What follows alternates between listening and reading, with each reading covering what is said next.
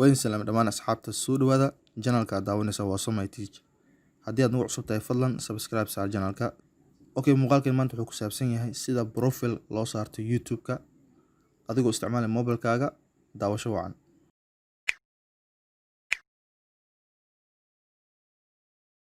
Okay, asxaabta waxaad sameynaysaa waxaad tagaysaa YouTube application YouTube markaad soo kiciso sidan kuu soo furmaya kadib waxaad sameynaysaa meesha loogada ayaa taabanaysaa oo hadda waa ujeedaan waa calaamadeeyay ayaa taabanaysaa kadib waxaad sameynaysaa qaybtan hoose ay ku qoran tahay help and feedback ayaa taabanaysaa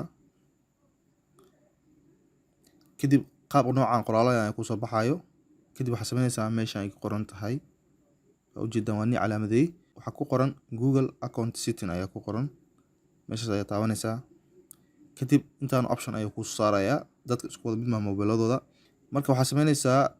Chrome ayaa doonaysaa inta badan waxaan ognahay Chrome-ka in qof walba ciwaankiisa iyo passwordkiisa uu ku jiro haddii uusan ku jirin waxaad sameynaysaa login ku samee ciwaankaaga passwordka geli kadib wuxuu sameynayaa toos wuxuu kugu geenayaa Google-ka marka aniga hadda waxaan dooranayaa Chrome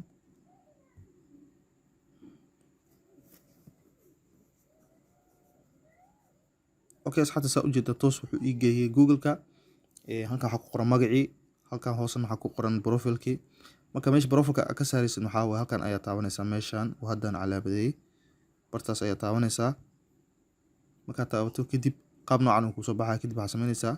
meeshan oo haddaan calaamadeeyay ayaa taabanaysaa markaad taabato dhexdan yar ayaa taabanaysaa marka qaybtan dhexda iska taabo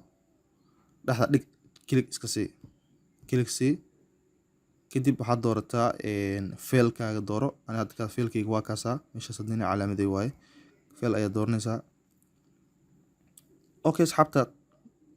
qaab noocan ayaa ku soo baxay inta badan mobilada isku wada mid maaha haddii aad soo gashanaysid waxaa ka tagtaa qaybtan kore tag haddaad kasoo dooranaysid kadib image dheh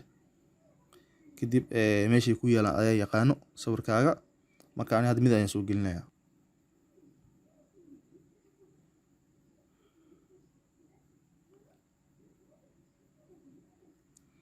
markaas hadda sawirkaas ayaan soo dooranay waa ujeedaan waa inuu diyaarsan yahay kadib waxaad sameynaysaa meeshan ay ku qoran tahay set as profile photo ayaa taabanaysaa